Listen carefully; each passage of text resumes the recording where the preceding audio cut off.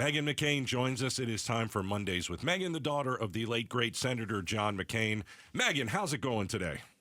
I'm good. How are you guys? Thank you for having me. Thanks for being here. You know, Bill Maher on HBO, I like his show. Yeah. I've always liked his show. I like his comedy. I don't agree with everything that he says. I don't agree with everything anyone says. He had a dinner with the president. And Kid Rock set it up. It's amazing, right? And so Yeah. I want to play a clip because a lot of people talked about how could this liberal, which he is, go to Washington, D.C. and sit with that man and have food. Here's what Bill Maher said. I think this is the quote everybody's talking about. A crazy person doesn't live in the White House. A person who plays a crazy person on TV a lot lives there. Okay. And that's what he discovered. He said a 2.5-hour dinner, and that was kind of what he walked away with. What do you make of this meeting between Bill Maher, a liberal who really goes after Donald Trump hard and has for many years, having dinner with the president? So I think Bill Maher has been like MAGA adjacent for a long time. He's obviously very anti-woke and very critical of Democrats. And I just have this theory that culturally, you know, MAGA is associated with like hyper alpha, like Trump going to UFC fights and, you know, all those sort of like male podcasters that have become so popular helped like catapult Trump into the White House this time. And I just have this theory that like comedians don't want to be associated with the far left because it's kind of associated right now, whether it's fair or not, with being like beta and like more sensitive and sort of like, you know, like a soy boy is like the, you know, unkind term that people on the internet use. So I think he has like I think he wants to be MAGA. I think he wants to be like Trump's friend. Wow. And I think he's having a hard time with it. And I don't know him, but I know a lot of people who know him. And I'm saying this with some level of authority. Oh, okay. Well, I think, though, there's also maybe a misconception, Meghan, and I will find out if you agree, that we think of, like, politics and ideology as some linear line, just a straight line with one side all the way out on the end and the other side all the way out on the other end. I think it kind of bends. And when you get far enough down to the ends, you start realizing, hey, the people on the ends might actually agree on a lot. Yeah, and then there's that horseshoe theory that like the most radical of both sides come together. Like the most crazy on the right and most crazy on the left are anti-Semites, like that type of thing. And I think there's a lot of synergy in politics. I also think this is like a really complicated time for people. And there's some issues that, you know, Democrats, like I have a lot of friends who are like really long time progressive Democrats who are big supporters of Israel, who are having a very hard time with where their party's at, but still like are not conservative and don't want to support Trump. So I just think, you know, we should give people grace. I don't know. I just think Bill Maher is kind of cheesy and his show is like fine, but I always feel like he's saying something that I have probably discussed with you like 2 months earlier. And then I'm supposed to be like, oh my gosh, what a revelation. He's a genius. And I'm like, everyone's already been talking about that for months. You just said it on HBO. Mondays with Meghan. Meghan McCain joins us 5 o'clock every Monday. The Pennsylvania governor's mansion was burned to the ground. Horrible. Yeah. An arsonist broke in, set it ablaze. The governor, Josh Shapiro, and his entire family sleeping inside. 2 a.m. They escaped. This guy wanted to kill them. We've seen on both sides this political violence. Here's one on the left. But, you know, we had all these Teslas being blown up and set ablaze.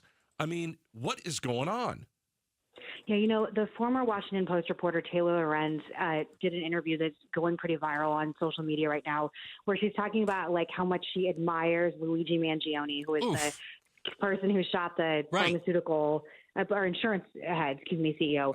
Murdered. And it's going everywhere, and it's just I think we're in such a dangerous time when you have people like her who are okaying political violence of any kind. Right. And, you know, I'm a big fan of Josh Shapiro. I thought how he handled President Trump's assassination attempt was just like pitch perfect, like very presidential. Like I really like Josh Shapiro. And, you know, I don't think it should go, you know, like sort of unsaid that this happened on Passover weekend. And I just horrific. It's like it's a hideous, it's like a nightmare horror movie scenario. And I am really very scared about it. And I just really feel obviously just horrifically for his family. Yeah. And thankfully they're okay. And this guy was caught. You know, I mean, that's the positive that comes out of it. Although the governor's mansion in Pennsylvania looks It's done. Pretty bad. Yeah. Burned to a crisp. It's horrible. Quite a fire. We're speaking By the way, Arizona does not have a governor's mansion, and I always thought that was something maybe our state needs to rectify. Oh, okay. Tip. Can we just take a building that we already have, though? Do we have to build one of our own? Can't we just, acquire one somewhere? The Wrigley Mansion? We can, I don't know, use the Frank Lloyd Wright House. There you go. Yeah, it should be. Well, we have Governor Hobbs tomorrow for her exclusive. 5:30. Yeah, Meghan says. Meghan says, why don't we have a governor's mansion? Got it. So, Meghan McCain joining us right now, as she does every Monday at 5 o'clock. And Meghan, I'm hesitant to go here. Was it a historic space launch today? The women in space? We had a conversation earlier that aside from any sort of technological advancements, this seemed to be a lot more about their the uniforms they were wearing, how cute they looked in them. Katy Perry went into space. Gayle King went into space. A journalist and Bezos' girlfriend, fiance. And it was the Bezos ship, and it looks weird. Yeah. And all that. Yeah. Okay. Where are you on this? Yeah. Where are you? Help us understand this. I mean, first of all, just as a woman, I'm offended that they were saying things like, we're going to put the ass back in astronaut, and it's important that I have that's a direct quote. Right. And then I'm going to have my glam squad with me because I need to be glam in space. It's so, the gross stereotypes about bimbo women. And then on top of it, there's already AOC and Bernie Sanders are on a world tour right now that will go to the UK soon, calling, which is Take Down the Oligarch tour. Mm-hmm. And I think it is so tone deaf in a time when I just listened to the Daily podcast, that New York Times podcast this morning about a woman who's losing her entire business because of the tariffs. And she's a veteran. It's just the most heartbreaking story. And in a time when people are really scared about their money, really scared about what's happening, can't buy eggs, just the $50 billion or whatever that was spent on that is just so tone deaf. Every reason why everybody hates all these tech bros right now. And if I were Katy Perry and Gayle King, I'd be embarrassed. And it's okay to say no sometimes. I personally recently got asked to go on The Masked Singer, and I said no. It's okay to say no sometimes to things that are going to be embarrassing and hurt your career. That would have been awesome. Gaydos is really disappointed he didn't go on The Masked Singer. It's really Man. No, it would have been embarrassing in my career. I also can't sing at all. Other than that, even the lack of singing talent. Meghan McCain joining us right now. Yeah, I do think. Can I also say that we have dueling billionaires in Bezos and Musk who are both firing things into space.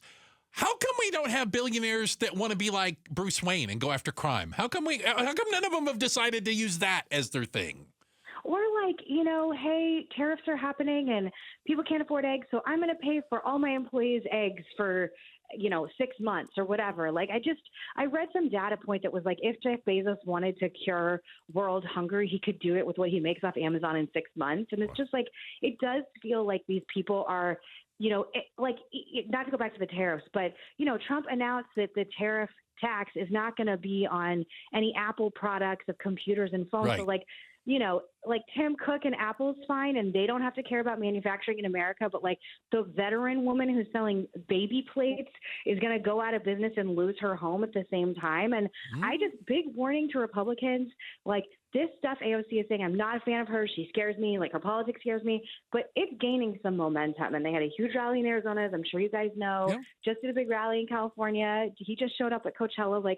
The class warfare stuff, you were talking about with horseshoe theory, the left is mad about it too. They just have a different idea of how to solve it. And I don't understand if you got elected, if you're Trump, because of all this class warfare, and you're putting all these billionaires in front row at your inauguration and highlighting them so much.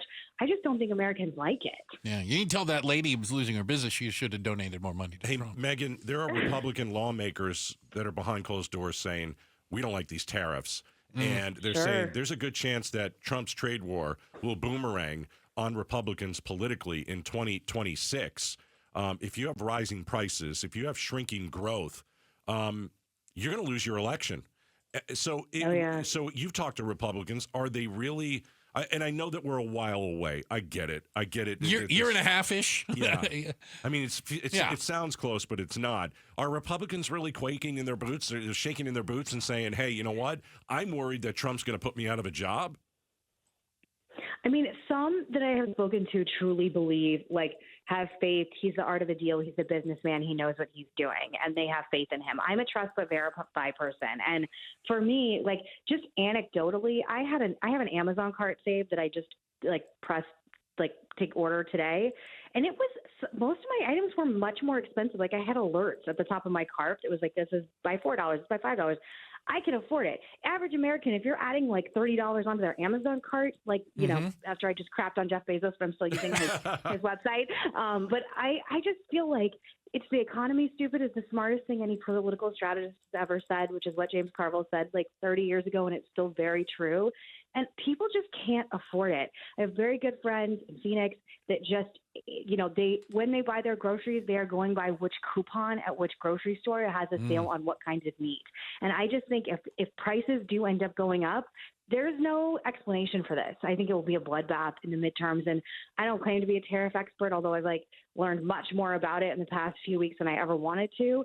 And it still just doesn't wash with me. I find it very hard to believe that manufacturers, the woman on the Daily today was talking about how she literally cannot afford to bring manufacturing into the United States, what it would cost. And I just think, yes, I want manufacturing here. I don't want to be relying on China, but all of this has been so confusing and overwhelming and quite frankly scary for a lot of people. I think it's been really bad politics on top of really bad policy. Meghan, appreciate your time today. Thank you again for your insight from D.C. and all your highfalutin friends you hang out with. We appreciate it.